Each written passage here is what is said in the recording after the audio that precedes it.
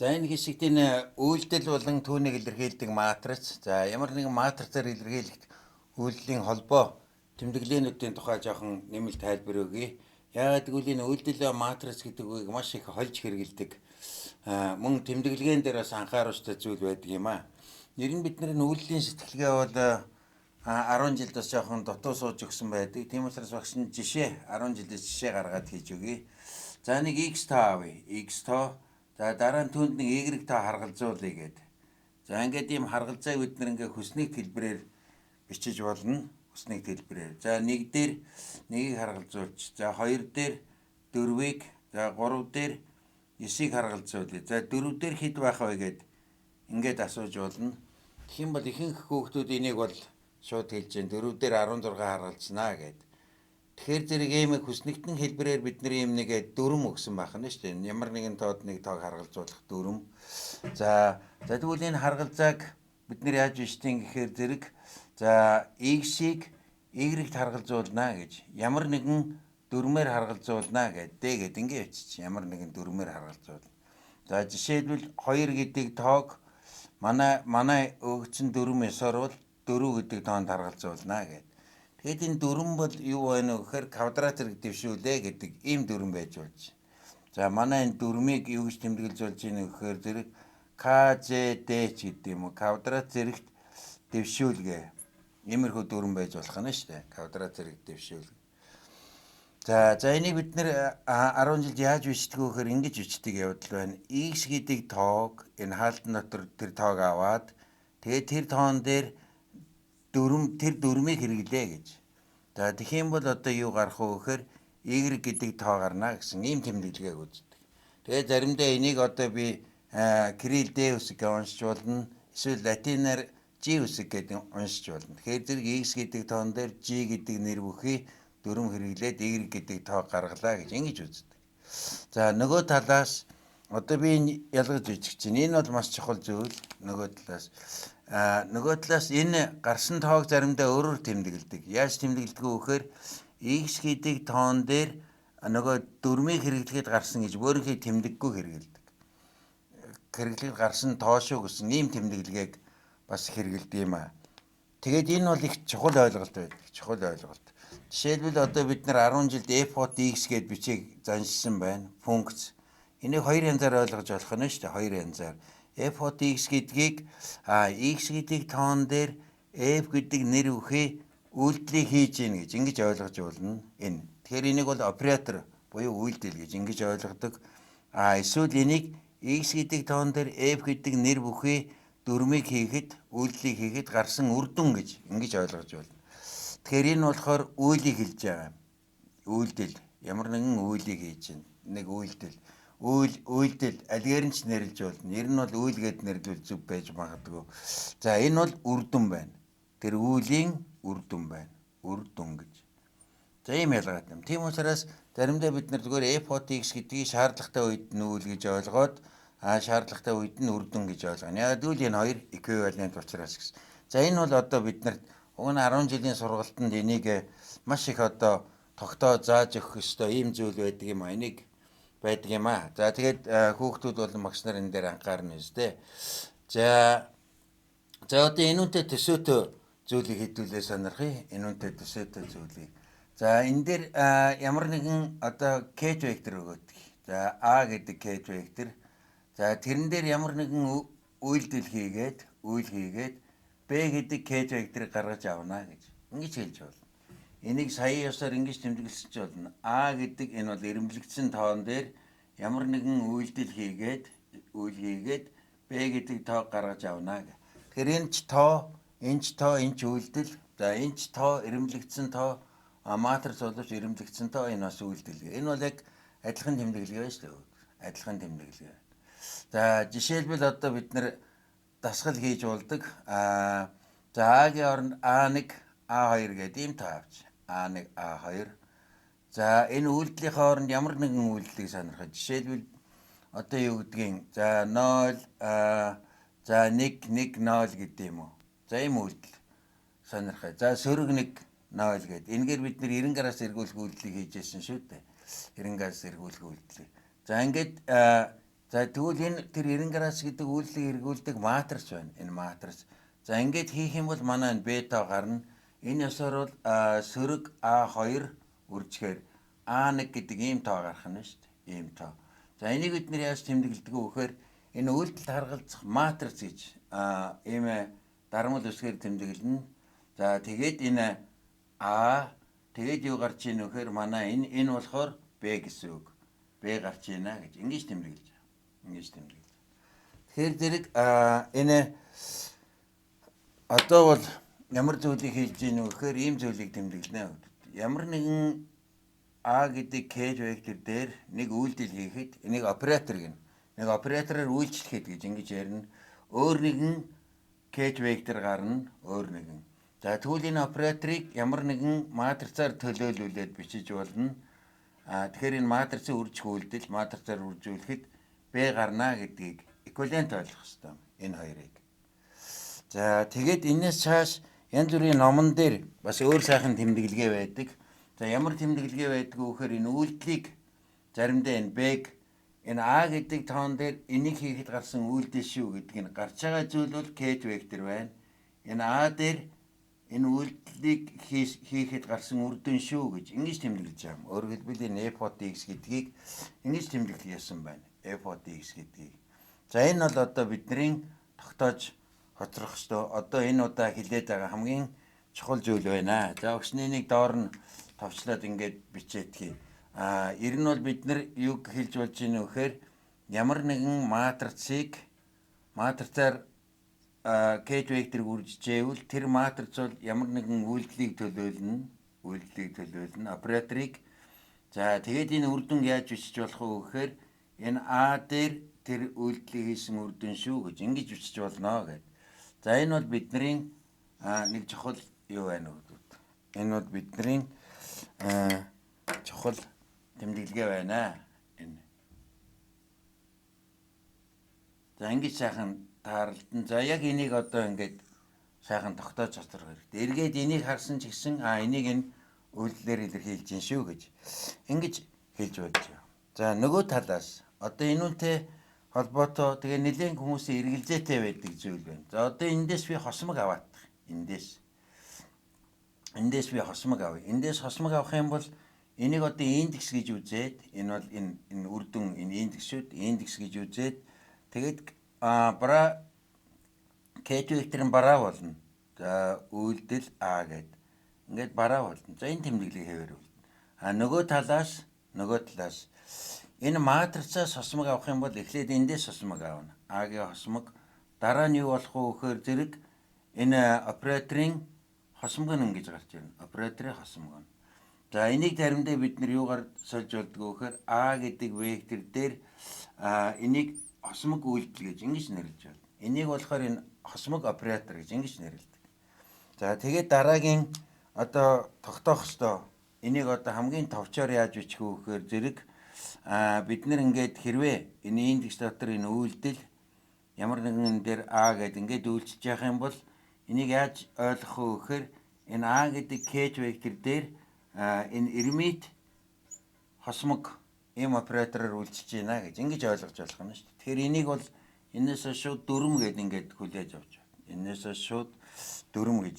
Тэгэхээр зэрэг ер нь бол энэ хосмог гэдэг үйлдэл энүүнтэй холбоотой. Өөрөөр хэлбэл энэ матрицын та холбоотой энэ хосмог оператор гэдэг зүйл гарч ирдэг. Энийг хосмог операторын тодорхойлт гэж ингэж ойлгож байна. Хосмог операторын тодорхойлт гэж ингэж ойлгож болд юм аа. За тэгээд энэ удаагийн хэлж байгаа зүйлээс хоёр зүйлийг тогтооод хоцруулах зүгээр байна. За нэгдүгээр f от x гэдгийг бид нэр нэгдүгээр энэ үйлийг буюу үйлдэлийг ингэж тэмдэглэж байгаа хэрэг шүү. Энэгээр эсвэл үүлийн үр дүнг тэмдэглэнэ гэд энэ хоёрыг эквивалент шаардлагатай үед үр дүнгээ ойлгож болно, шаардлагатай үед үйл гэж ойлгож болно. За матриц дээр юу хэлж гэнэ вэ гэхээр зэрэг ямар нэгэн төлөв дээр матриц үйлчилжээвэл тэр матриц ямар нэгэн үйлдэлийг төлөөлж байгаа юм шүү гэж. Эсвэл ямар нэгэн шугамын үйлдлийн цаана бол дандаа матрицыг төлөөлүүлж болно гэсэн энэ тэмдэглэгээ байх нь байна. За энэ үлийн үр дүнг бол ингэж тэмдэглэнэ. Үлийн үр дүнг ингэж тэмдэглэнэ гэж. За харин энэ үр дүнгээс хосмог авах юм бол одоо хосмог гэдэг дасгалаа ихээр энэ Б байр нь солигдно. Энэ матриц учраас эхлээд эндээс сосмог аавна, дараа нь эндээс сосмог аавна. Нөгөө бидний тэр чанарыг биелдэг. Тэгэх юм бол энэ хосмог матриц харгалздаг тэр үйлдэлийг хосмог үйлдэл гэж ингэж нэрлэдэг. Энийг Hermitian adjoint operator гэж ингэж нэрлэдэг. За энийг бас нэгтгэхэд бичээд өгье. Энд бол юу хэлж гин үү гэхээр хэрвээ ийм тэмдэглэгээ байх юм бол ket гээд ямар нэгэн үйлдэл А гээд энэ А гээд ийм ket хэлбэртэй бичигдсэн байх юм бол энд бол үйлдэл нь зүгээр гараад А гэж гараад ирдэг. Харин энэ бра гэж бичигдсэн байх юм бол энэ ардалт нь хосмог болж гарч ирдэг гэж. Энийг бол матрицаар илэрхийлэх юм бол бас ингэж бичсэн ч болно. За ийм учиртай байна. Ийм учиртай. Энийг жишээлбэл одоо матрицаар илэрхийлье гэвэл би шууд яаж бичих ёстой вэ гэхээр А гээд үйлдэл эрмит гэж ингэж бичих ёстой байна. За энийг матрицаар илэрхийлэвэл зүгээр үйлдэл А гээд за ингэж бичиж болох нэ гэж. За тэгэхээр энэ бол маш их чухал үр дүн байна шүү. Энэ маш их хэрэглэгддэг. Нэг удаа ингэ сайхан ойлгоод дасаад авчвал асар их хэрэглэгддэг учраас дараа нь их амар байдаг. Энэ удаад ингэж ойлгоод дасч авахгүй бол энэ үргэлж их төвөгтөө. Одоо ингээд энэ олон юмыг хаашин энэ эргүүлж гин яаж байрлуулах вэ гэсэн ийм олон асуудал үүсдэг юм аа.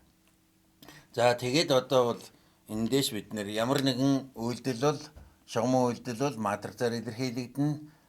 Ямар нэгэн матриц бол шугамн үйлдлийг илэрхийлнэ гэж ингэж хэлж байгаа. За шугамн гэдгийн шинжийг энэ дашрамд нэмээд багшнаас тайлбарлаад өгье.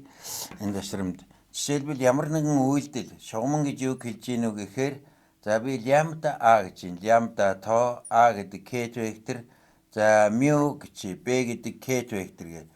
За ингэж үйлчилжээвэл зүгээр л энэ хаалт найж байгаа юм шиг өөрөөр хэлбэл за энэ үйлдэл энэ тоо нь бол урагшаа гарна лямбда. Тэгээд энэ хаана үйлчлэх вэ гэхээр А дээр үйлчлээд за нэмэх нь одоо энэ тоо нь бас урагшаа гараад мю дахиад энэ үйлдэл чинь зүгээр энд ирээд Б дээр үйлчилж байгаа.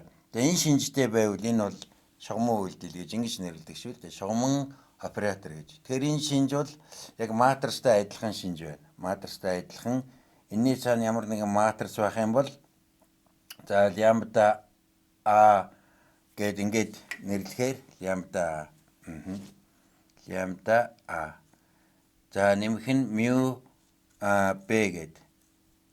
За ингээд бичсэн байлээ хэд энэ байдаг вэ? Лямбда Y матриц А за нэмэх нь мю тэгээд Y матриц мю Y матриц энэ тоо учраас зүгээр орчих. Y матриц Б гэж. Тэгэхээр энэ матрицын шугамн шинжид харгалздаг үйлдэл ийм шинжтэй байвал энийг шугамн буюу linear шугамн үйлдэл буюу шугамн оператор гэсэн ч болно. Англиар linear operator гэж ингэж нэрлэдэг байх нь шүү дээ. Шугамн оператор.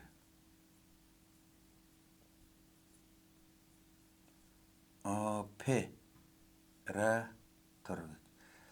За ингэж нэрлэнэ. За ер нь бол энэ үйлдэл гэдгийг бол англиар operation гэж ингэж нэрлэдэг. За тэр үйлдэлийг хийдэг зүйлийг үйлдэлийг хийдэг төхөөрөмжийг жишээлбэл одоо манай матриц байж болно, хүн ч байж болно, байгальч байж болно. Тэр үйлдэлийг хийж байгаа тэр зүйлийг ер нь монгол хэлээр бол үйлдвэр гэж нэрлэх ёстой юм. Үйлдвэр. Эсвэл үйлдвэр гэж хэлсэн ч болох ёстой юм. Энэ бол уг нь зөв юм байна. Яагаад гэвэл жишээлбэл бид нар ингээд малтах гэдэг үйл үг. Ямиг малтдаг төхөөрөмжийг малтуур гэдэг. За ингээд цогтөг зүйлийг цохоор гэдэг. Ингээд нүддэг зүйлийг нүдүүр гэдэг. За ингээд карантнаас ус гоожуулдаг ямиг бол гоожуур гэдэг. Гэх мэтлэнгээр энэ уур гэдэг бол дандаа төхөөрөмжийг илэрхийлдэг. Тийм учраас энэ үйлдэлийг хийдэг зүйлийг бол үйлдвэр гэж ингэж нэрлэдэг. Англиар бол operator гэж ингэж нэрлэдэг.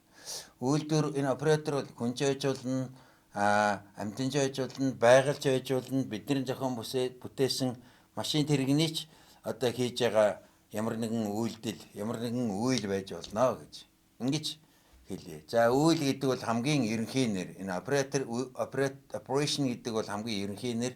Тийм учраас бид нар энэ үйл гэдэг үгээр нь одоо илэрхийлбэл уг нь зүгээр юм байна. Тэгэх юм бол энийг одоо одоо энийг бас яаж зөв нэрлэх үү гэдэг дээр монгол хэлний хүмүүс за энэ чиглэлийн хүмүүс бас санал бодлоо нэмэрлэнэж манай оюутнууд ч гэсэн сонсож байгаа хүмүүс ч гэсэн энэ тал дээр санаа оноогоо нэмэрлээрэ гэж ингэж хүсье. За энэ удаа хэдүүлээ энэ одоо position operator буюу coordinate operator, momentum operator буюу одоо бид нар impulse operator гэж ингэж ярьдаг. Энэ хоёр операторын тухай үзье хамаарал. За тэгээд ялангуяа энэ impulse operator-ыг өөр ийм хэлбэрээр бичиж болно гэдгийг харуулъя. Энэ томьёонуудыг энэ коммутатораар илэрхийлэгдсэн эдгээр томьёонуудыг гаргаж үзүүлье. За бидний эхлэлийн чиг бол энд байна. Энэ бол impulse operator, momentum operator. За сөрөг тэмдэгтээ йота гэдэг бол комплекс йота. За H Планкийн тогтмол, за Nabl гэдэг юм оператор байна. За координатын оператор бол зүгээр координатаар үржих гэсэн үг. Координатыг хэвээр нь орхино гэсэн үг томьёонд. За ийм үйлдэл байт юм. Тэгээ ягаад оператор гэж ярьж ийм вэхээр энэ координатын x байгуулагч нь px-тэйгээ байраас олж болохгүй учраас аль аль нь бол оператор гэж ингэж хэлээд байгаа юм аа. Нөгөө талаас энэ координатын оператор бол өөр төлөөлөлд зүгээр энэ үржих биш бас өөр иймэрхүү хэлбэртэй болдог. Импульсийн төлөөлөлд координатын оператор нь иймэрхүү хэлбэртэй. Энэ бол импульсээр авсан градиент гэж үзнэ. Импульсийн төлөөлөлд импульсийн оператор нь бол зүгээр одоо импульсээр үржих гэсэн ийм хэлбэрт ордог учраас энийг оператор аль аль нь оператор гэж ингэж нэрлэж байгаа юм. За операторыг өднөр ингэж бичмэлээр бичгийг ингэж хичээнэ. За одоо эхлээд энийг үзэхийн тулд энэ Nabl гэдэг энэ операторыг үзье. Энэ үйлдэлийг Nabl. Тэгэхээр энэ бол өднөр санаж байгаа. Энэ бол ямар нэгэн одоо функцэд ямар нэгэн зүйлд үйлчлдэг оператор. За тэр нь x, y, z-ээс хамаарсан ийм функцэд үйлчлдэг оператор шүү дээ. За энэ бол юу гэсэн үг вэ гэхээр бид нэр өмнө үзсэн ёсоор энэ f гэдэг функцээс x-ээр тухайн уламжил аваад x-ийн дагуух нийж векторээр үржиж нэмэх нь энэ f гэдэг функцээс y-гээр тухайн уламжил аваад за тэгээд y-ийн дагуух нийж вектор нэмэх нь мөн энэ f гэдэг функцээс z-ээр тухайн уламжил аваад z-ийн дагуух нийж векторээр үйлчилнэ гэдэг ийм оператор аа. За энэ f гэдэг нь x, y, z-ээс хамаарсан дурын функц байж болно.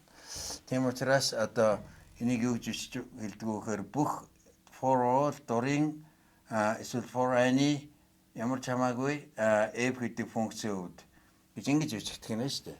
Тэгээ энийг цааш нь бид нар яагаад оператор гэсэн хэлбэрд бичтiin гэхээр энийг ингэж байгаа. Ерөөсөө энэ функцээс x-ээр уламжил аваа гэж зөвхөн би үйлдэлийг ялгаж байна. Тэгээд x-ийн дагуух нийж вектор. Дараа нь энэ функцээс x-ээр уламжил аваа, y-гээр уламжил аваад y-ийн дагуух нийж вектороор үйлчилж. Энэ үйлдэлийг бичээд байна шүү дээ. Дараа нь z-ээр уламжил аваад z-ийн дагуух нийж вектороор үйлчлээ гэдэг ийм оператор юм аа гэж. Энэ оператор бол энэ f, x, y, z гэдэг функцэд үйлчилж байна гэж ингэж хэлж байгаа. Өөрөлдвөл энэ функц дээр x-ээр уламжил аваад энэгээр үржих. За энийг энэ үйлдлийн тэмдэглэв. Тэгээ энэ f гэдэг функц бол дурын функц учраас ямар ч функц дээр энэ хоёр таардаг юм бол энийг юу гэж бичиж гинэ вэ гэхээр энэ Nabl-ийн оператор буюу заримдаа бид нар del гэж ингэж дуудаж болно. За энийг яаж тодорхойлж гинэ вэ гэхээр dx-ээр авсан уламжил x хаат. За нэмэх нь dy-гээр авсан уламжил y хаат. За нэмэх нь dz-ээр авсан уламжил z хаат гэж ингэж байгаа. За энэ бол нийж векторууд. За ингэж тодорхойлдог. За энийг заримдаа бичиглийг хэлбэрчлээд ингэж бичих тохиолдол байна. X-ийг x1 гэж байгаа. x1. Тийм учраас dx1-ээр авсан уламжил нэмэх нь y-ийг x2 дугаар координат гэж ингэж тодорхойлъё. 2 дугаар координат тэгвэл dx2 гэж ингэж тодорхойлъё. x2. За z-ийг 3 дугаар координат гээд dx3 гэж ингэж тэмдэглэх юм бол x3 гэж ингэж бичиж байна. За энийг зарим ном дээр бас ингэж бичсэн байна. Нийлбэр dx e тэгээд x e хаат e-гээр асуу уламжлаа гэж. За энэ бол юу авах вэ гэхээр мэдээж x y z байж болно гэсэн ийм байх нь шүү дээ. Энэ болохоор x y z болно гэж. Өөрөөр хэлбэл x1 нь x2 нь y, x3 нь z, y тэнцүү 1 2 3. Аха. X тэнцүү биш. 1 2 3 бөгөөд x1-ийг x-ийн 2 дугаар тэнцвэрийг, y-ийн x2-ыг 3 дугаар тэнцвэрийг y3 гэж. За ингэж тодорхойлж болж байгаа. За тэгээд одоо хэдүүлээ энэ тэмдэглэгийг ашиглаад импульсийн операторуудыг сонирхоод үзье. За импульсийн операторыг бид нар яаж бичиж болох вэ гэхээр ингэж бичиж болно. За эндээс явлаа. За импульсийн оператор гэдэг бол вектор оператор байна. За вектор хэмжигдэхүүн юм чинь P-гийн x байгуулагчийг x хаад нэмэх нь P-гийн y байгуулагчийг y хаад вектор учраас нэмэх нь P-гийн z-ийг үржих нь z хаад гэж. За ингэж тодорхойл. Энэ оператор энэ ч гэсэн операторууд байна гэж. За тэгэх юм бол одоо эндээс юу гэж ойлгож ийн үү? Ингэж тодорхойлъё гэж. P нэг талаас. Нөгөө талаас P гэдэг бол юу болох вэ гэхээр сөрөг тэмдэгтэй йота А-шийг үржих нь дельта гэж ингэж бичигдэнэ. Дельта. За энийг яаж бичих вэ гэхээр сөрөг тэмдэгтэй йота H, за энэ дельтаг бичгээрээ. За би энэ йота H-ыг дараа нь оруулаад нэг мөсөн ийм хэлбэртэй бичиж гэдэг. Нэг мөсөн ураа. За энийг бичиж дельтагийнхаа оронд. Энийг бичиж. Гэхдээ x-ийг гаргачих. X-ийг гаргаад тэгээд энэ сөрөг тэмдэгтэй йота H, тэгээд энэ x-ийг гаргацсан учраас dx гэж ингэж бичиж болно.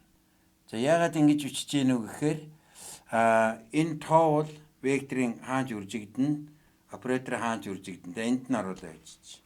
За нэмэх нь дараа нь y-ийг гаргая эндээс. Энэ y дельтагаас нь. За тэгэнгүүт дахиад сөрөг тэмдэгтэй йота H dy болно. dy. За нэмэх нь одоо z-ийг гаргах юм бол үүний адилаар сөрөг тэмдэгтэй йота H dz гэж. За ингэж бичиж.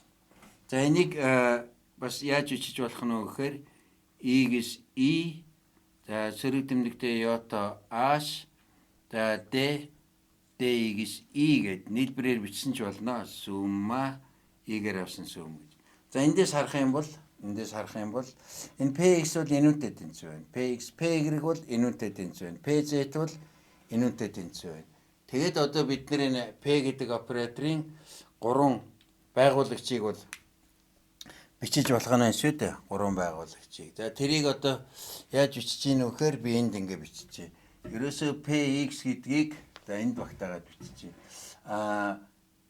px гэдэг оператор бол сөрөг тэмдэгтэй йота H dx байжээ гэж.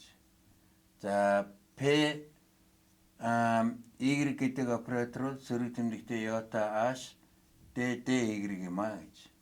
За z гэдэг оператор бол сөрөг йота H dz юм аа гэж. За энийг бол тодорхойлт гэж. За ингэж үзэж болох нэ. Тодорхойлт гэж ингэж үзэж болно. За хэдүүлээ цаа гаргацгаад тэгээд эдгээрийг баталж харуулъя. За хэдүүлээ одоо энийг баталж харуулъя. Эхний энэ илэрхийллийг энийг баталж харуулъя. За одоо ингэхийн тулд яах вэ гэхээр ингээ. За x гэдэг оператор, за би бичмэлээр бичиж. x. За энэ px. За ийм коммутатор сонирхож үз. За энэ оператор гэдэг бол ямар нэгэн функц дээр үйлчилнэ. За энэ одоо хоёулаа x учраас f гэдэг функц дээр үйлчилж байгаа юм. Дурын f. Энэ бол x, y, z-ээс хамаардаг шүү дээ ерөнхий тохиолдолд. За тэнцүү. За энэ бол юу болох вэ гэхээр за энэ коммутаторыг бичиж. Энэ бол x үйлчлэн px мөн үү? x px хасах нь px x гэсэн үг. x. За энэ оператор бол хаана үйлчлэх вэ гэхээр f гэдэг функц дээр үйлчлэнэ гэж. За ингэж хийж. За тэнцүү. За одоо энэ операторуудаа бичиж гэж. За энийг цааш нь энд үргэлжлүүлье. За энэ бол энийг цааш нь бичгээр шугам шинж ёсоор энэ f гэдэг функц дээр эхлээд px гэдэг оператор үйлчлэнэ. дараа нь X гэдэг оператор үйлчилнэ.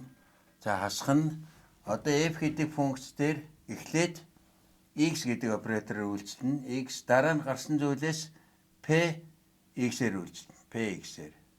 За энэ дарааллыг ойлгомжтой болохын тулд операторыг бүлгэлж болдог шүү дээ. За ийм ингээ бүлгэлж эхлээд энэгээр үйлчилнэ. За одоо ингээд хийлээ. PX гэдэг бол юу болох вэ гэхээр зэрэг энэ байна. X-ээр уламжил аваад сөрөг йота аашаар үржүүлээ гэж. Тэгэхээр зэрэг энэ одоо эхнийх нь би энд бичлээ эндээс F гэдэг функцээс X-ээр тохоо уламжил аваад сөрөг тэмдэгтээ йота аашаар үржүүл гэж. За тэгээд дараа нь гарсан зүйлийг дараа нь X-ээр үйлчлэнэ гэдэг бол X бол зүгээр X-ээр үржин л гэсэн үг. X-ээр үржин гэж байгаа. X гэдэг бол X-ээр үржих үйлдэл. За хасах нь за одоо энд бол яах вэ гэхээр эхлээд F-ийг X-ээр үржин F гэдэг функцийг.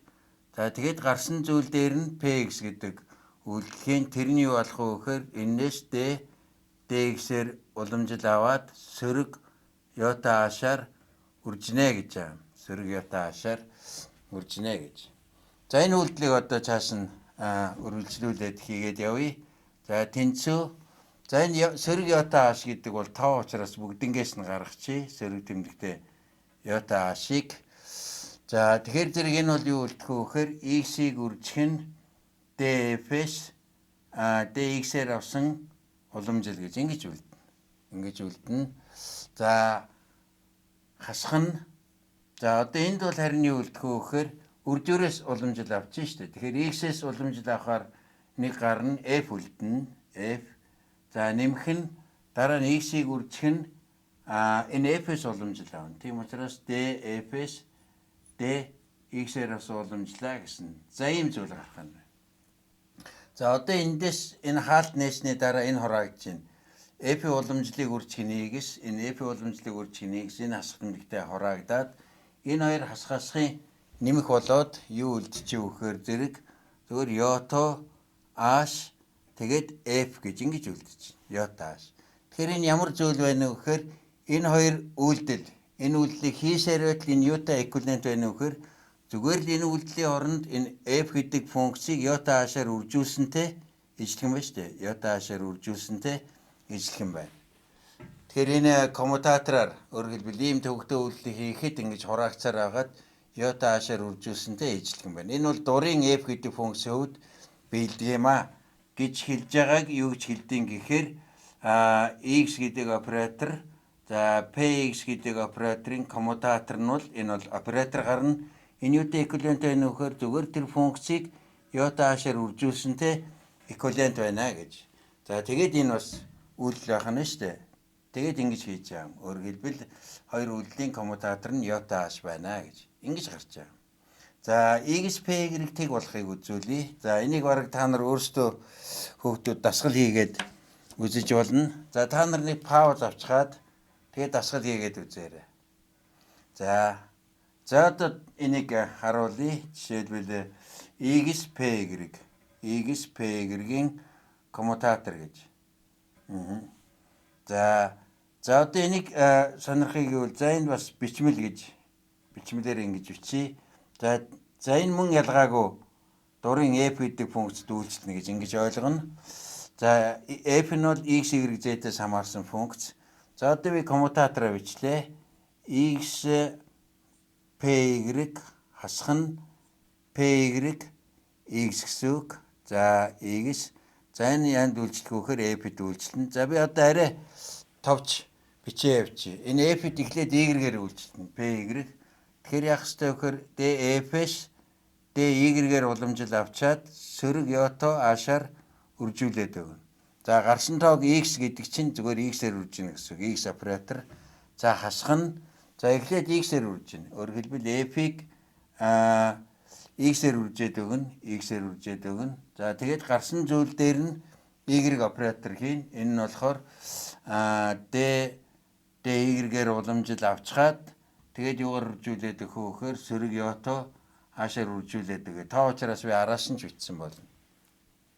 За одоо энэ юу болж ийн вэ гэхээр зэрэг за сөрөг йото аашийг би хаалтнаас гаргачихъя. Сөрөг йото H-ыг хаалтнаас гаргачих юм бол эхнийх нь DF-с Y-гээр уламжил авчгаад X-ээр үржигдсэн ийм оператор болж байна. За хасах нь за одоо энд юу болох вэ гэхээр тохоо уламжил байна шүү дээ.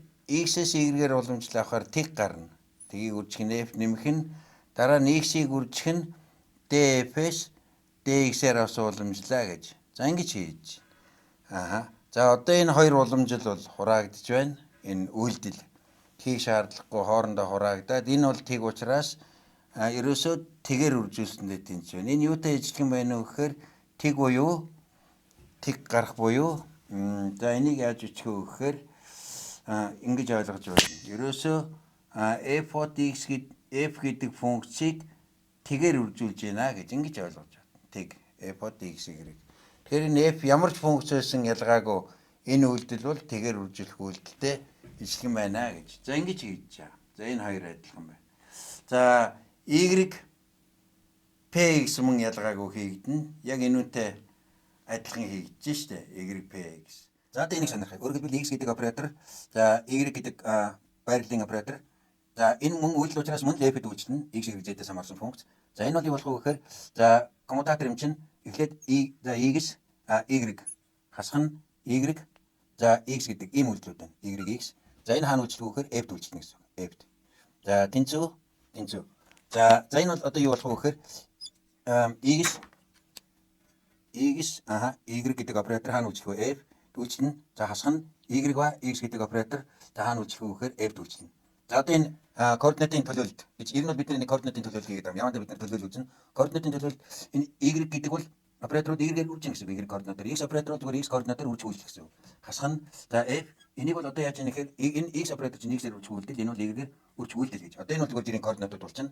За тэгээд хоёрын байрыг солж авдаг шүү дээ. Жирийн координат юм чинь байрыг солиод y-гээс y-ийг үржих нь f(x) гэдэг функц. Хасах нь энэ хоёрын байрыг солж болно. Одоо x y хоёр бол координат учраас. Тийм учраас энэ хоёрын байрыг солихоор энийг үржих нь f гээд одоо хураагдаад тэг болж байгаа юм. Тэг. За энийг шууд ингэж хэлсэн ч болно. Ерөөсөө x y гэдэг бол координатын төлөөлөл x-ээр үржих y-ээр үржих хоёр тоо болох учраас хоёр тооны коммутатор бол тэг гарна гэж шууд ингэж хэлж болох юм аа. За одоо энэ px y-ийг бас хийгээд үзгөө.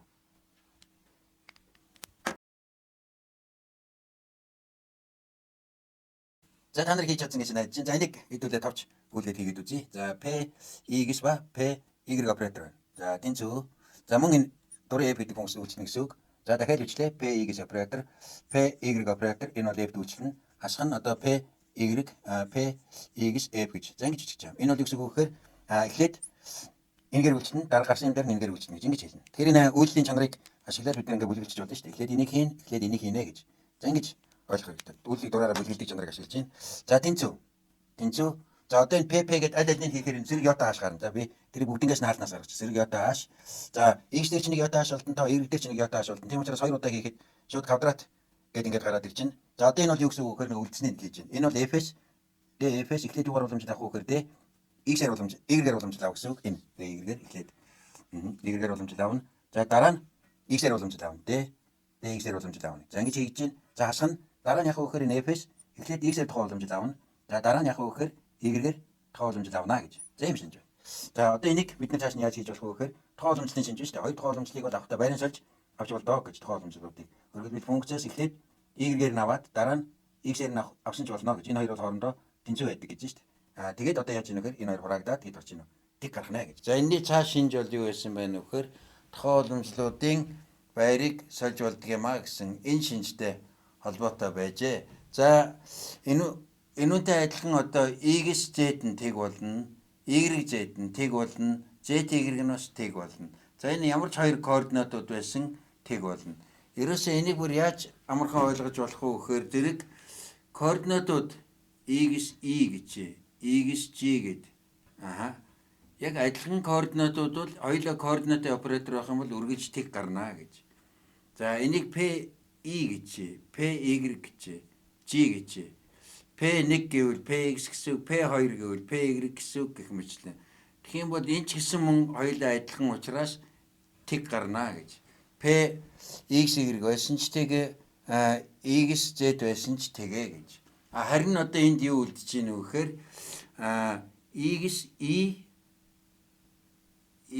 e за p g2 бол Энэ хоёр бол мөн ялгаагүй юу гарах уу гэхээр ялгаатай байх юм бол тэг гарна гэж. Ямар үедээ гэхээр энэ G2 нь ялгаатай байх юм бол харин X E PI гэд ижлэгэн байх үед бол хоёулаа X юм уу Y Йото ааш гарна гэж. За ингэж хэлж байгаа. За эдгээрийг нийлүүлээд бид нар яаж бичиж болох уу гэхээр зэрэг ерөөсөө X E PJ XP гэдэг нь бол юу гарах уу гэхээр Йото ааш тэгээд дельта EG гарна гэж. Энэ хоёр ижил байх юм бол Йото ааш гарна, ялгаатай байх юм бол тэг гарна гэж. За ингэж бичиж болж байгаа. Тэгэхээр энэ бол маш чухал шинж байна. Энэ бас яаж ийм маш чухал шинж байна гэж. За бид нар энийг ерөөсөө энэ хувьсгчүүд нь XX нь ppn өргөлбөл операторууд нь ижил байх юм бол тэрний индексээс хамаарахгүй тэг болно гэж ингэж ойлгох хэрэгтэй. Операторууд нь өөр байх юм бол харин индекс нь ижил үгүй юу гэдгийг шалгана. Индекс нь өөр байх юм бол тэг гардаг, харин ижил байх юм бол Йото ааш гардаг гэж. За ингэж хэлнэ. Тэгээд энэ илэрхийллүүдийг цаашдаа ашиглаад одоо бид нар яах вэ гэхээр өнцгийн моментын операторын тухай үзнэ.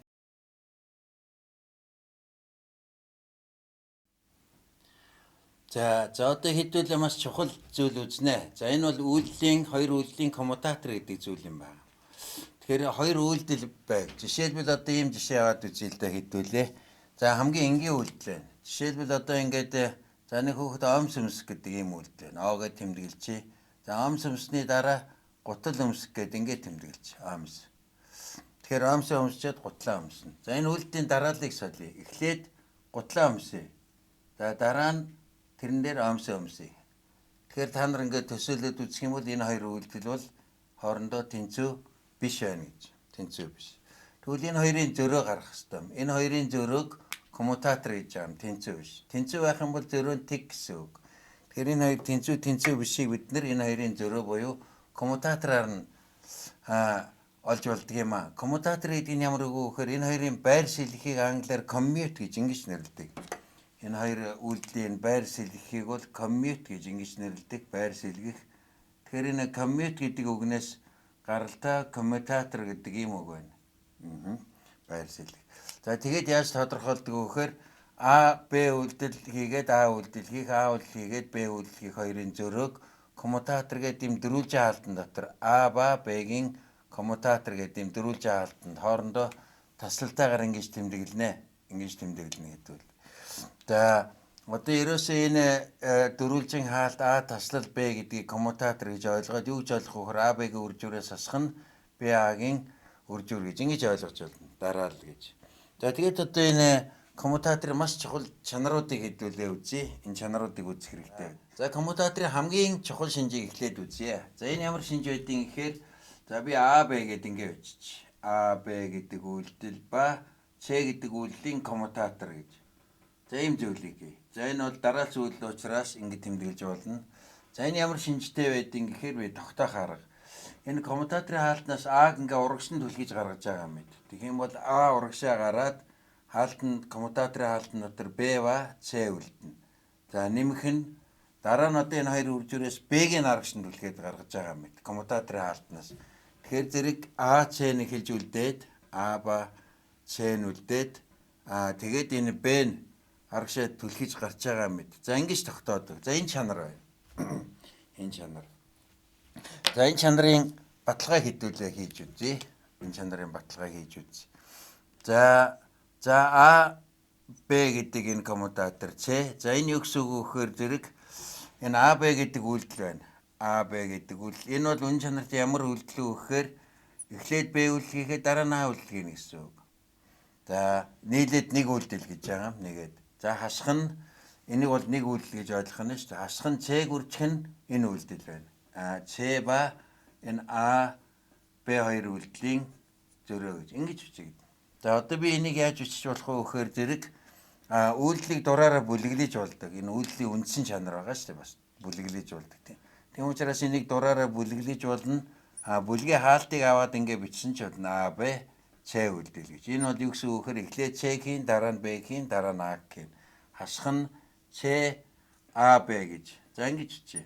Дураараа бүлгэлж байна. Эхлээд Б-г дараа нь А-г Ц хийн. За одоо бид нэр юу хийж болох вэ гэхээр түрүү чи энэ А-г урагшаа гаргад юм чинь ийм нэмээд өгье. А Б Ч гэж энэ үйлдэлээ хийчээд А Б Ч. За энээс хасах нь А Ц Б гэдэг ийм үйлдэлийг нэг удаа хасаад өгье. Дараа нь энийг хассан юм чинь над байхгүйсэн юм чинь буцаагаад нэмээд өгье. А Ц Б гэдэг үйлдэл. Тэгэхээр энэ хоёр бол хураагдаад тэг болчихно. Тэгээ хасах нь энэ анхны Ч А Б гэдэг энэ үйлдэл байна. За одоо үйлдэлийн чанар ёсоор энэ хоёрыг бүлэглээд А-г урагш нь гаргачих. А-г урагш нь гаргачаар энэ бол юу болох вэ гэхээр Б Ч хасах нь Ч Б гэж ийм болж Ч Б. За нэмэх нь за одоо эндээс энэ Б нардаа байгаа чинь Б-г арагш нь гаргачих. Тэгэхээр юу болдгоо гэхээр А Ч-гээс хасах нь Ч А гэж. Тэгээд Б бол арагшаа гарах нь шүү дээ. Б нь арагшаа гар. За тэнцүү. За одоо энэ юу болж ийн вэ гэхээр А гэдэг үйлдэл. За энэ тодорхойлт ёсоор Б Ц-гийн коммутатор байна. Б үйлдэл ба Ч үйлдэлийн коммутатор. За нэмэх нь за энэ тодорхойлт ёсоор А Ц-гийн коммутатор байна. А ба Ч-гийн коммутатор Ч үйлдэлийн. Тэгээд ард нь Б байна гэж. За ингээд манай илэрхийлэл батлагдж байгаа юм. А Б Ч дээр нэмэх нь А Ч Б гэж. За энэ бол маш чухал чанараа. Энийг сайхан тогтоож авах хэрэгтэй.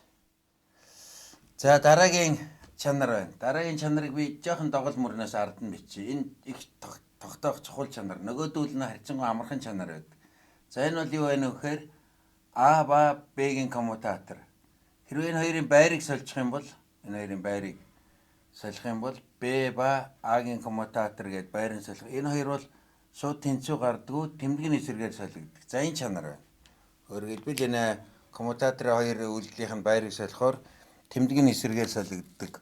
За ийм чанар байна. За энэний баталгаа бол амархан хийгдэнэ. Энэний баталгаа за яаж хийх вэ гэхээр зэрэг ингээд үчээ. А Б-гийн коммутатор. За энэ тодорхойлж ёсоор юу болох вэ гэхээр А Б-гээс хасах нь Б А. За одоо би энэ үйлдлийн тэмдгийг орхиод бичиж болно.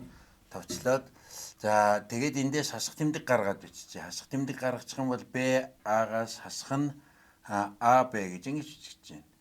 За тэгэхээр энэ бол юу болж ийн вэ гэхээр Б А-гийн коммутатор болж штэ. Б ба А-гийн коммутатор болж. За ингэж амархан батлагдаж байгаа. За ийм нэг шинж байна. За дараагийн амархан шинж байна. Дараагийн шинж бол жишээлбэл А ба ямар нэгэн тоо байж болно. Лямбда. За энэ бол тэг байна. Өөрөөр хэлбэл оператор бол тоогоор үржүүлэх үйлдэлтэй тэг байна гэж. За одоо энийг хэдүүлээ ингээд үзээд. Энэ бол юу болох вэ гэхээр А ба лямбда. За тодорхойлж ёсоор А лямбдагаас хасах нь лямбда А гэсэн үг. Тэнцүү.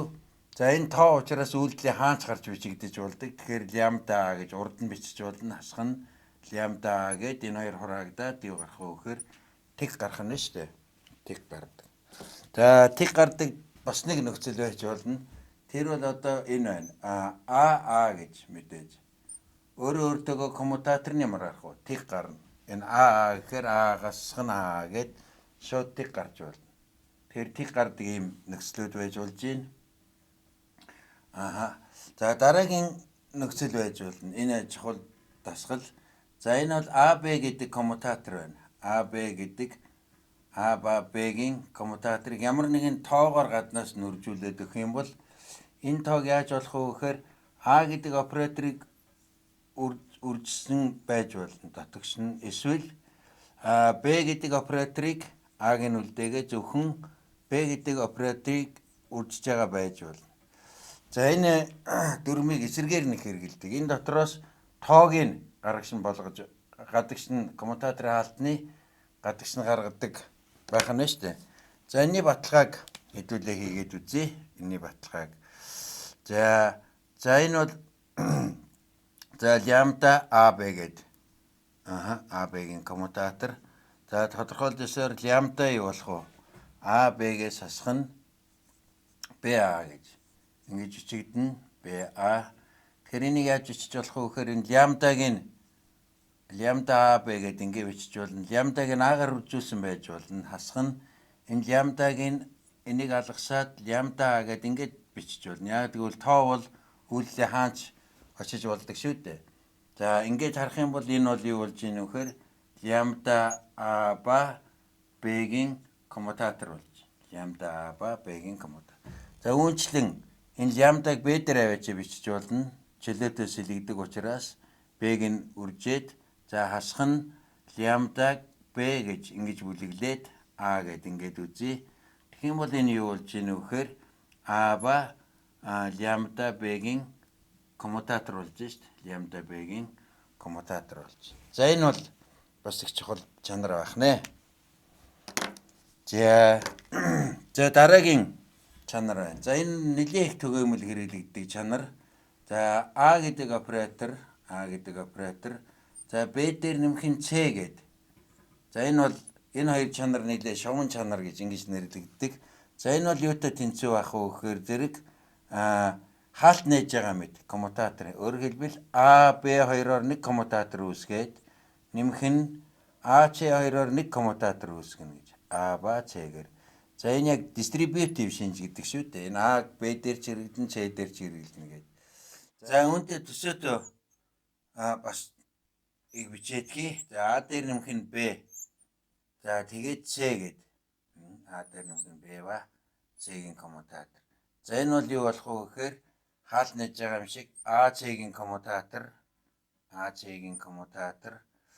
За нэмэх нь дараа нь болох Б С-ийн коммутатор болно. Б ба С-ийн коммутатор болно.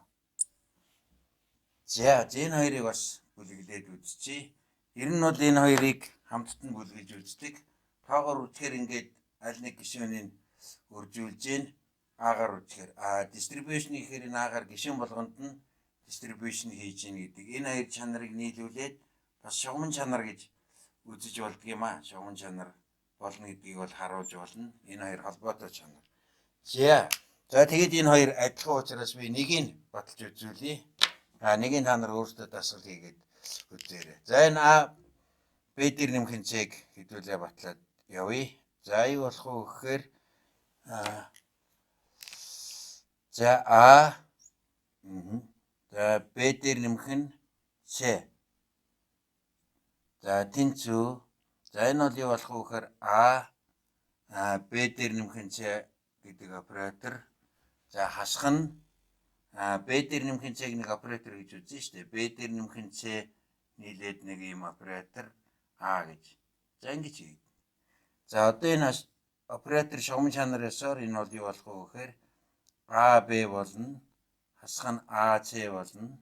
А С. За хасах нь Б А болно. Б А. За хасах дахиад хасах нь С А болно. С А болж. С А. За тэгээд энийг өдөр цааш нь яаж хийх вэ гэхээр бүлгэлжж болж штэ. За энэ бол юу болж ийн вэ гэхээр А Б Б А. За ингэ бүлгэлжээ. А Б за энэ Б А тань. Б А нэг бүлэг. За нэмэх нь одоо юу байна вэ гэхээр зэрэг энэ чинь нэмэх байх хэвээр. А Б А С. А С-гээс хасах нь С А гэж. За ингэж үлдэглэж. За энэ бол мэдээж юу гарах вэ гэхээр зэрэг энэ бол А Б-ийн коммутатор байна. А ба Б-ийн коммутатор. За нэмэх нь энэ бол юу болж ийн вэ гэхээр тодорхойлолтоор А ба С-ийн коммутатор гэж. За ингэж баталж байна. А Б дээр нэмэх нь А С гэж. За тэрнтэй адилхан энийг бол адилхан батлаад үзэж болно. За мэдээж эндээс дахиад өөр бас гоё шинжүүд бий нэмэлт. Тэдгээрийг бид нэр энэ шинжүүдээс мөрдөд гарчдаг учраас дараа нь жиштэй дасгал болгоод гэрийн даалгавраараа эсвэл бие даалтаараа хийж үзцгээе. За дараагийн бодлого дасгал болгоод хэдүүлээ энэ өнцгөн моментын тэг авч үзье. Angular momentum гэдэг. Заримдаа бид нар энийг impulsive moment гэж ингэж нэрлэж болдог. Заримдаа энийг angular momentum буюу өнцгөн момент гэж ингэж нэрлэнэ. За хэдүүлээ өнцгөн момент гэж ингэж нэрлэж явъя. За тэгээд энэ өнцгөн моментын операторыг үзэж байгаа юм. Өөрөөр хэлбэл өнцгөн моментын операторууд нь ийм коммутацийн харьцаатай болно гэдгийг гарах ийм зорилго тавина. За энийг хаанаас эхлэх вэ гэхээр бид нэр квант механик үндсэн босдуулаад импульс энэ оператор харгалздаг гэсэн энэ нөхцлөөс эхлэе. Эсвэл энэ нөхцөл бол энүүтэй ижилхэн байна. Юу гэсэн үг вэ гэхээр координатын оператор, импульсийн операторнууд IH, delta H, Kronecker-ийн тэмдэгт координатууд нь ижилхэн байвал жишээлбэл x юм уу, y юм уу, z байх юм бол IH гардаг. Зөрөөтэй байвал жишээлбэл x ч юм уу, y ч гэдэг юм уу, эсвэл одоо x z ч гэдэг юм зөрөөтэй байвал тэг гардаг гэсэн энэ ерөнхий нөхцөл байгаа маа. За энэ хоёр эквивалент гэдгийг бид нэр өөр газар харуулсан байгаа. Дасгал хийгээ та нар үзсэн ч болно. За энэ нөхцөлийг ашиглаад тэгээд энэ коммутаторынхаа одоо шинжүүдийг ашиглах замаар энэ нөхцөлийг гаргаж авах ийм дасгал хийж үзье. За эхлээд энэ классик тохиолдолд нь үзье. RP2-ын энэ вектор үржүүлэлт тодорхойлж байна. За K вектор мэддэг хөгтүүд болохоор K тэмдэглэгээр энийг Y-г за YZ гэдэг ингээ биччихье. За энийг кросс үржих нь за энийг яаж бичих вэ гэхээр PX, PY, PZ гэдэг ингээ биччихье. За энэ кросс үржүүрийг яаж өргөдөгдөг вэ гэхээр ингэж өргөдөгдөг байж болно. Хоёр хоссоор нь үржүүлдэг. За хамгийн эхний игнэнд бичье гэхээр энийг дараад энэ хоёрын хос үржүүрийн хэлбэрийг бичнэ. Тэгэхээр YPZ за хасах нь ZPY гэж ингэж бичнэ. За дараачих нь тэмдгийн солино. Хоёр дахь нь. За тэмдгийн солио энийг дараад энэ хоёрын хос үржүүрийг бичнэ. Тэгэхээр YPZ за тэмдгийн солигдсон учраас хасахын нэмэх нь ZPX болно. ZPX гэж ингэж бичигдэнэ. За дараа нь тэмдэг солигдохгүй. Эрэг сөрөг гэж явж байгаа. Энийг дарахаар зэрэг XPY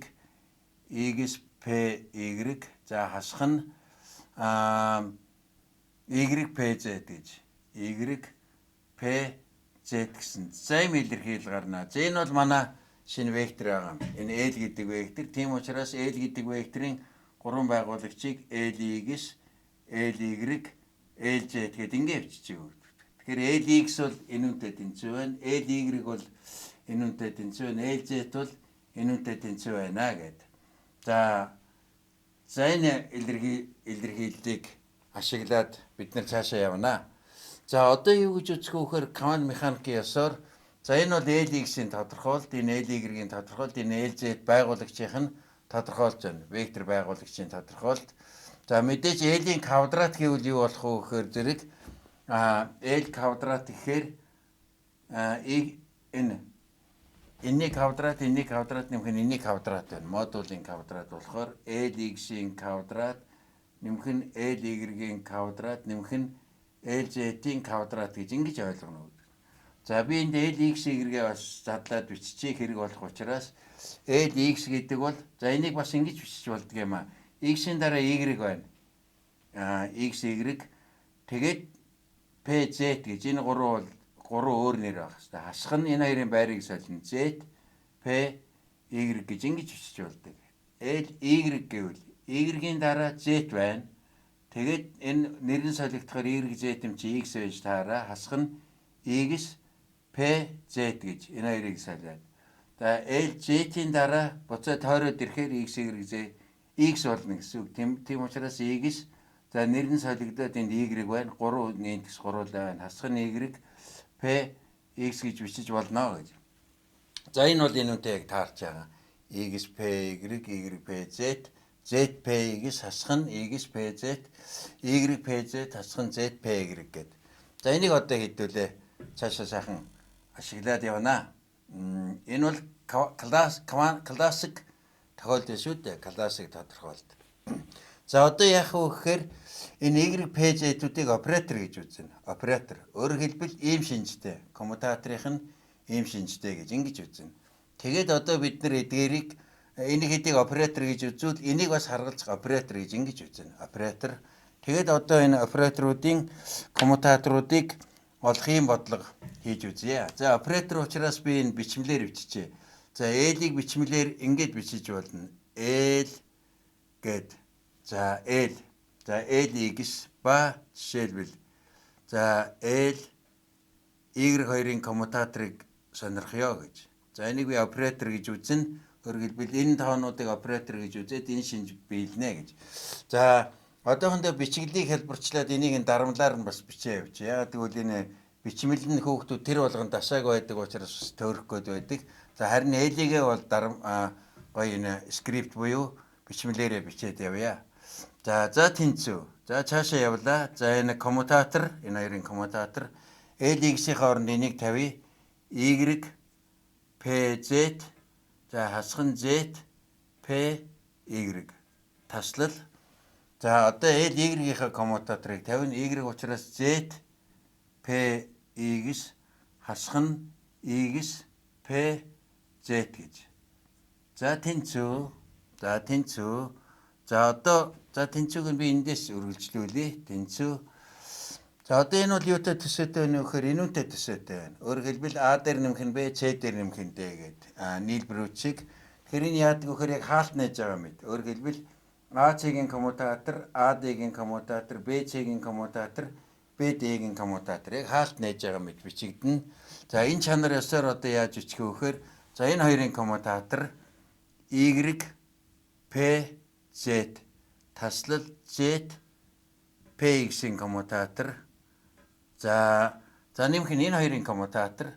За энэ хоёрын коммутатор гэхээр энэ хасах тэмдгийг урагш нь гаргаж болно. Сөрөг нэг гээд нөгөө тогтмол тоог урагш нь гаргаж болдгийн адилаар хасах тэмдгийг урагш нь гаргаад юу үлдэх вэ гэхээр Y PZ-ийн коммутатор энүүнтэй үржиж чинь нийлүүлж коммутатор авч чинь P X PZ-ийн коммутатор.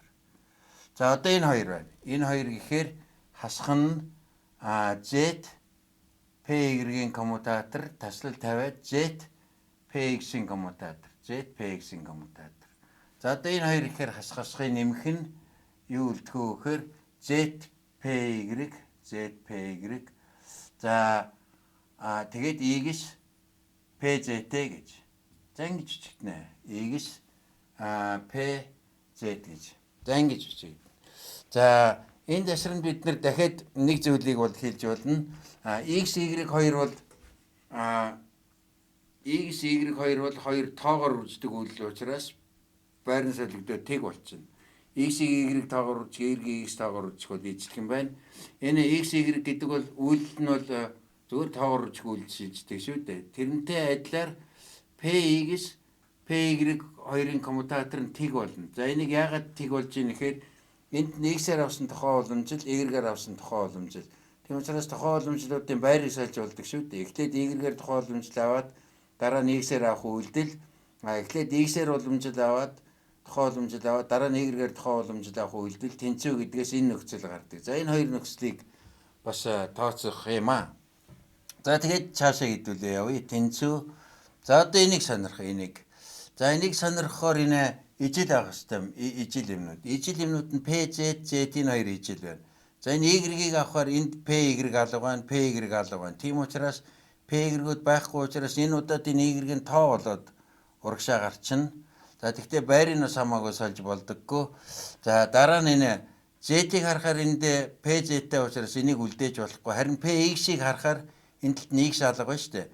Тийм учраас PX дангаараа бол бас одоо энэ удаа Y-тэй PX чинь Z-тэй ч коммутацлна, Y-тэй ч коммутацлна. Тэгэхээр энэ PX бол энэ хоёрын хувьд тоо мэт болоод урагшаа гараад ирж. За тэгээд одоо коммутатор дотор юу үлдэж ийн вэ гэхээр PZ ба Z-ийн коммутатор үлдэнэ. Энэ хоёрыг бол одоо бид нэр үлдээхээс өөр аргагүй. За хасах нь. За одоо эндээс үзье. Y гээд үзэхээр энэ PY алга байна. Тэгэхээр энэ бол Y бол урагшаа тоо мэт гараад ирнэ. За дараа нь энэ X-ийг харахаар энэ PZ тал байгаа. Тийм учраас X-ос тоо мэд гараад ирнэ. Тэгээд юу үлдэх вэ гэхээр PZ ба PZ гэж ингэж үлдэж байна. PZ ба PZ. За хасах нь за энэ дээр үлдэхээр энэ Z байна. Энэ PY гэхээр энэ талд Y алга байна. Тийм учраас PY бол энүүнтэй ч коммутацлна, энүүнтэй ч коммутацлна. Тийм учраас тоо мэд урагшаа гаргаад ирнэ. PX-ийг бас сонирхъя. Тэгэхээр энэ PY-тэй ч коммутацлна, PZ-тэй ч коммутацлна. Тийм учраас тоо мэд болоод энэ удаа PX гээд урагшаа гараад ир. Тэгэхээр хаалт нь коммутатор дотор Z ба Z гэж ингэж үлдэж байна. За нэмэх нь одоо эндээс юу үлдэх вэ гэхээр энэ хоёр PZ-үүд үлдэж штэ. Энэ PY гарна. Одоо тайлбар бол ойлгомжтой. Энд Y байхгүй учраас энэ X гарна. Яагаад гэвэл энэ PX байхгүй учраас тэгэд энэ Z ба PZ гэсэн ийм гişиг үлдэж. За одоо эндээс энэ хоёр адилхан байх юм бол энэ хоёрын байрыг солихоор тэмдгэн солигддог шүү дээ. Хоёулаа адилхан байх юм бол тэг гарах хэрэгтэй. Тийм учраас энэний коммутатор бол тэг болно. За тэрнтэй адилхан энэний коммутатор бол тэг болж байна. Тэг. За нөгөө талаас энэ хоёрын байрыг солихоор тэмдэг нь эсрэгээр солигдно. Тэмдэг нь эсрэгээр солигдно. За тэгээд бичих юм бол сөрөг тэмдэгтэй YPX гэж ингэж гарна. За тэгээд би нэг удаа яах вэ биччихье. Z PZ за нэмэх нь за PY X-ийг үржих нь Z PZ гэж за ингэ бичиж. За тэгээд одоо манай энэ нөхцөл ёсоор X PX нь Y байдгийн адилаар Z PZ нь йота H болно. Йота H. Тэгэхээр энэ йота H болно. Энэ илэрхийл тоо болно. Йота H. Энэ илэрхийл бас тоо болно. Йото H. Тийм учраас энэ хоёр тоог хаалтнаас гаргаад бичих юм бол йото H гэж бичигдээд тэгээд цаана нь үлдэж ийнэ гэхээр за би тэмдгийг солиод бичье. За энэ хоёр тоо учраас энэ хоёрын байрыг сольж бичиж болно. Хоорондоо коммутацлах учраас хөргөлбөл X нь PY-тэй коммутацлах учраас байрын солиод бичиж болно. X PY. За хасах нь за энэ YPX гэж ингэж бичиж байна. YPX гэж. За ингэж харах юм бол X PY ба YPX чинь LZ гарч шít. LZ оператор. Тэгэхээр энийг бид нар яаж хэлж болох вэ гэхээр зэрэг энэ йото H-ийг үржих нь LZ оператор байна гэж. Тэгэд манай ямар илэрхийлэл гарч вэ гэхээр зэрэг LX ба LY гэдэг бол юу гарч ийнэ гэхээр йота H LZ гарна гэж. Сайн илэрхийлэл гарч байна. За яг энийг дуурайгаад яаж хийж болох вэ гэхээр ийм хийж болно. Жишээлбэл одоо L Y ба LZ-ийг авъя. YZ. Тэгэхээр YZ гэхээр дараачих нь йото H LX болно. За яг энийг адилхан хийж болно. Үүнчлэн одоо LZ ба LX хоёрыг авъя. LZ ба тэгхийн бол яг адилхан йото H Y гард юм а. За энэ гурвыг бид нар яаж нийлүүлж өчөж болдгоо гэхээр ийм зүйл байна. X Y за би энэ дээр бичье. X Y Z гэж үчээд ингэж тойруулж. Тэгэхээр энэ хоёр нь хэрвээ X Y гэвэл Z гарна йота H. Хэрвээ Y Z гэвэл X гарна. Y Z гэвэл X гарна. Хэрвээ Z X байвал Y гарна. Йота H Y гарна. Энэ хоёрын байр солигдчихвол эсрэг тэмдэгтэй болно. Энэ хоёрын байр солигдчихвол тэмдэг нь эсрэгээр солигдно. Тийм учраас бидний нөгөө вектор үржүүр дээр тааралдаг, за тодорхойлогч дээр тааралдаг энэ одоо цикл бол энэ дээр бас биелдэг байна. Тийм учраас энийг бол энэ 3 томьёо гэж ингэж үзэж болно. За та нар дасгал болгоод энэ хоёр аль нэгийг яг энэний адилаар хийгээд үзээрэй. За энэ бол сайхан хэрэгцээтэй дасгал болно. За дахиад нэг гоё дасгал үз. Одоо энийг харуулъя. За юу харуулах чинь вэ гэхээр за L квадрат. За тэгээд энэний оронд L за Z-ийг голдоо авдаг. За 90 нь бол энд X байсан ч тэг гарна, Y байсан ч тэг гарна гэж. За яагаад тэгж ийм вэхээр одоо баг эндээс харагдан да. L квадрат гэдэг бид нар яаж тодорхойлсон бэлээ? L x-ийн квадрат, L x-ийн квадрат нэмэх нь L y-ийн квадрат. L y-ийн квадрат. За нэмэх нь L z-ийн квадрат гэж ингэж тодорхойлж байгаа. L y-ийн квадрат нэмэх нь L z-ийн квадрат ба L z гэж. За энэ коммутаторыг сонирх. Тэгэхээр энэ x, y, z-ийн үе симметри ба шүү дээ. Тэгэхээр энэ z байсан ч симметри ёсоор хэрвээ адилхан гардаг бол y байсан ч яг адилхан гарна, x байсан ч адилхан гарна. Алийн ч байсан симметри нь шанар ёсоор ижил гарна гэдэг нь харагдаж байна. За энийг цааш нь хийгээд явъя.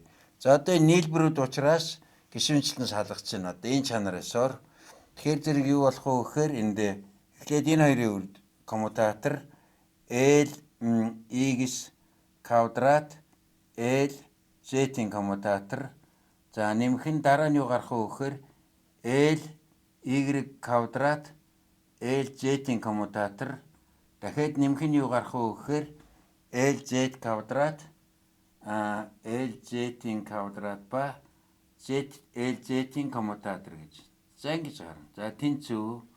За эндээс ямар ч гэсэн энэ тэг гэдэг нь бол гараад ирнэ тэг. Яагаад гэвэл энэ L z квадрат L z гэхээр L z-ийг 3 удаа хий. L z ба L z-ийн квадрат гэхээр дахиад 3 удаа хийгээд ялгаа нь тэг болчихно. Одоо энэ хоёр үлдэж байгаа.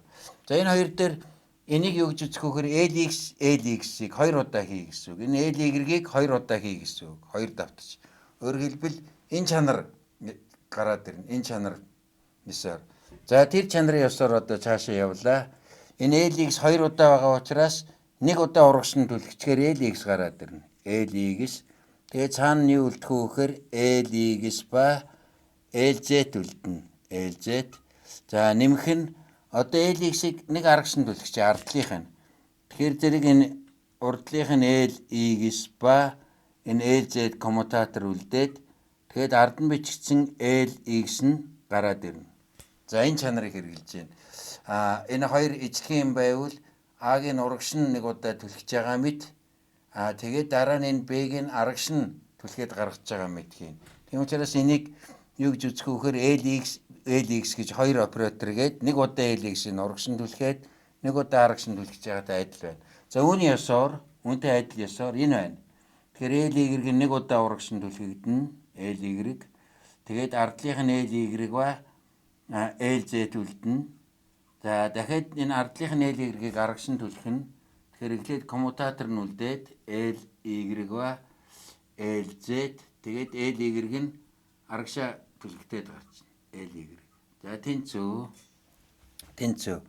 За одоо энэ коммутатор ашиглая шүү дээ. X z гэхээр сөрөг тэмдэгтэй болно. Харж байна энэ эсрэг. Сөрөг тэмдэгтэй йота h L y болно. Энэ X z гэхээр за би энэ дээр бичиж энэ бол юу болох вэ гэхээр зэрэг сөрөг тэмдэгтэй йота h X z L y болно. X z гэж байгаа учраас. За энэ бол адилхан байна. X z гэдэг нь энүүтэй адилхан байна. За y z гэхээр эерэг байна.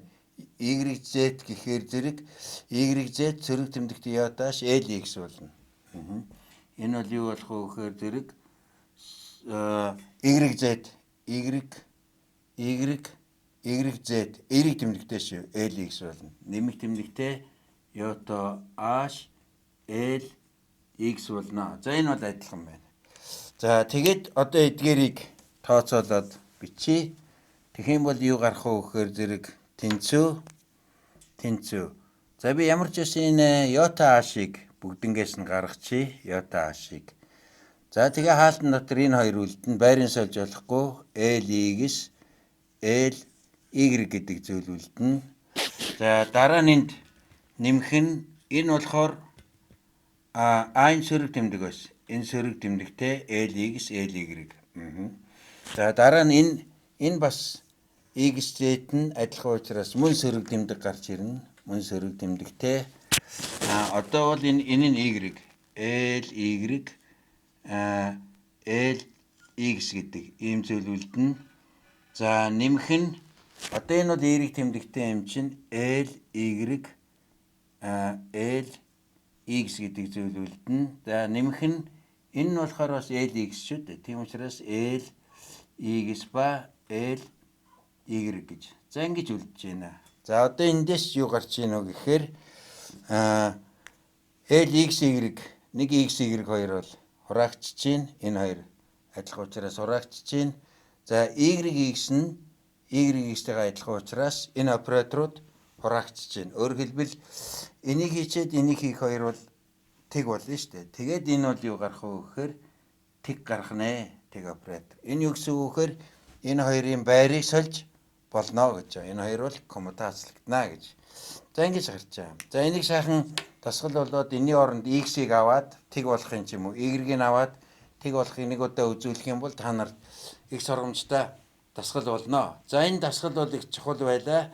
Дараа нь бид нэр энэ үр дүнг бэлэн аваад энэ өнцгийн моментын квант онолыг босгоно. За энэ бол бидний дараагийн лекц байх юм аа.